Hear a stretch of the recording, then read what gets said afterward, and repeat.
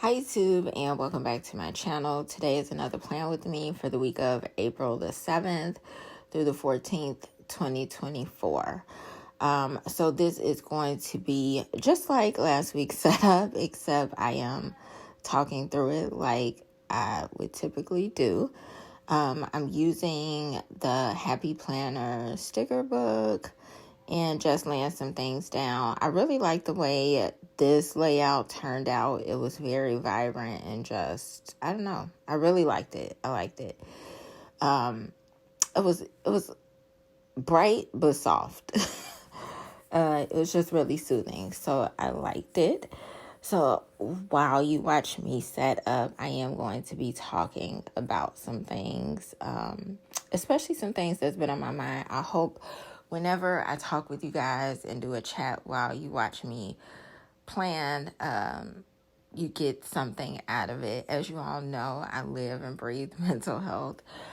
I always try to spread awareness wherever I go because I believe it's extremely important, especially in the world that we live in today.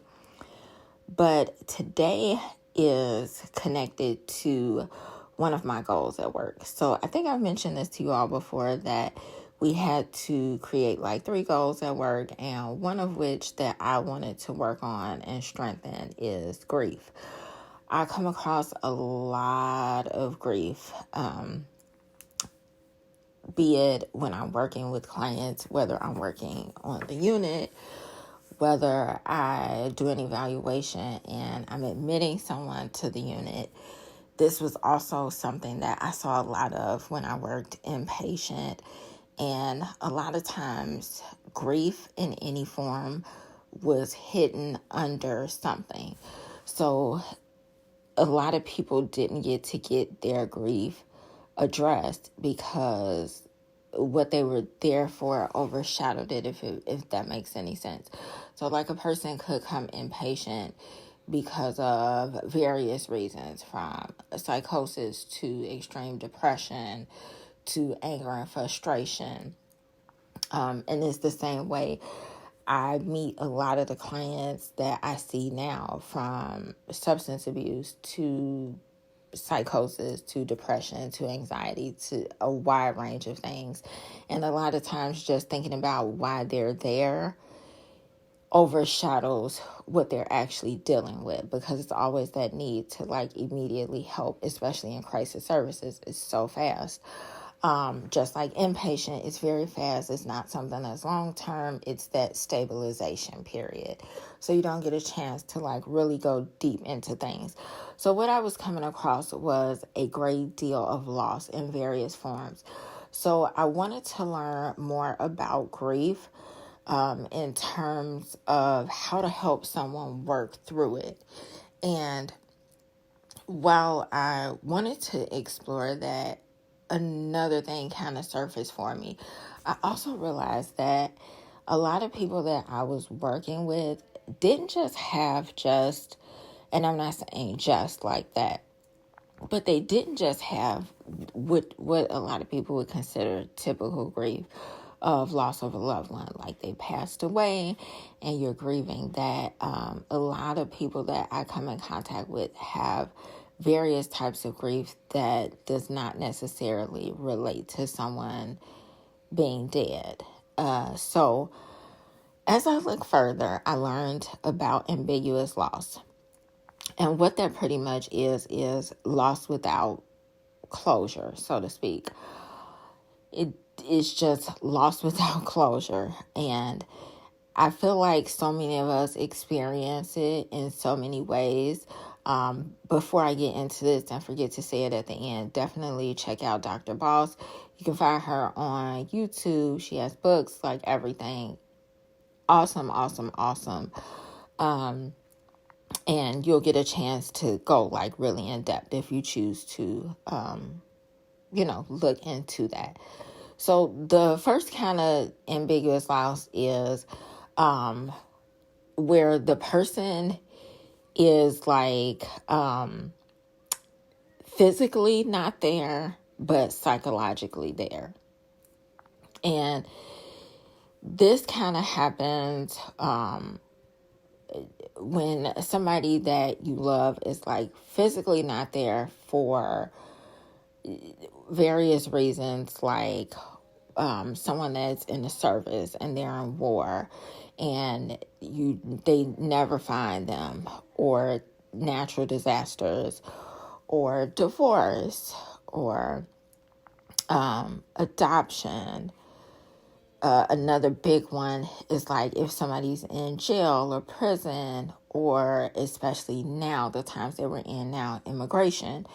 So that is what that type is. The second type is like psychological absence while they're physically present.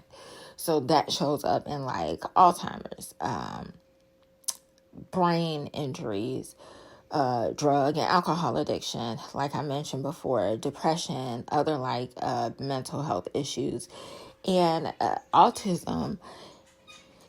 And that can be very hard for people. And I think a lot of people don't like to really talk about it, or it's difficult to talk about because some aspect of that person is present, whether they're physically there but psychologically not there, or psychologically there but physically not there. So not having that closure plays a huge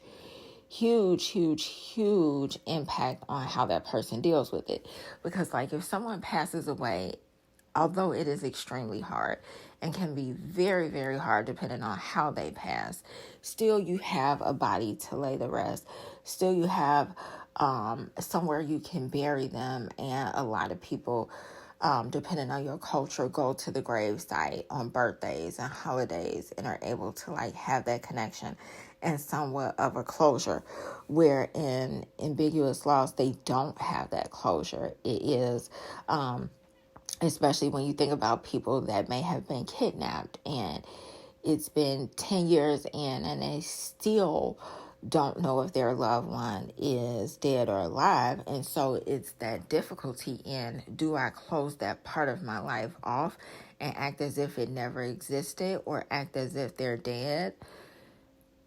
Or do I keep living with hope, but still not have that closure and know when and if I might ever get that closure? I really see this a lot in kids. So like one part of my job that I do is, it's a lot of various parts to my job, but one part of my job that I do is staff. So I may take in referrals where kids are at school and something happens, whether it's suicide ideation or anger and frustration, or any depression, anything. And a lot of times you will see kids, adolescents that may have this response or this behavior issue because of a recent divorce. And a lot of times people like to shut that down pretty quickly, like, oh, well, they still talk to them, or, well, they still can see them every now and then, or they understand what happens. And a lot of times they don't. Like, even when you think about parents that have miscarried, or, you know, it's that loss that you can't see. So even though they may know that that parent is there, whether they're in another state and they just, you know, don't really know what happened, but was explained this one thing, but wasn't able to get like total closure, it affects them in some type of way.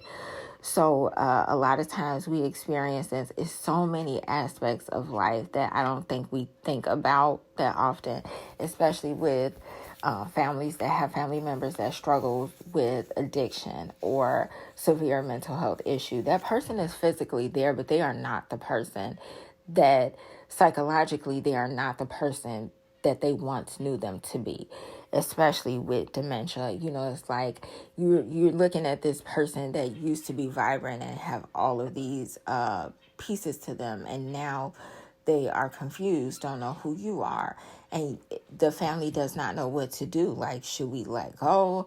Should we keep trying? You know, how do we get this closure? Definitely in people that have family members with children or family members that have autism, you're physically looking at this person, your loved one that is there, but psychologically is not there and may tend to escalate and fight you and do whatever. And you're working on how to get past it and how to embrace it and grieve the loss that's not there, or somehow get that closure for something that's not there. And it's very difficult, very difficult. And everyone goes through the stages of grief in different ways. Some bounce in and out of denial, anger, bargaining, depression, and acceptance. I think we all experienced a lot of this during the pandemic, and just how quickly a lot of things were taken away from us, where people we once knew, or people that are in our lives, things just drastically changed because everyone was dealing with it in their own way. So some of the ways that you can kind of get through it or cope, maybe not get through it, but cope with it, is now you may know a name for it. So sometimes when we know the name of something, it makes it a little bit easier to accept than steady going to the doctor like, well, I don't know why I feel like this. And then when they finally give you that diagnosis, you can kind of connect it with something and work towards some type of closure.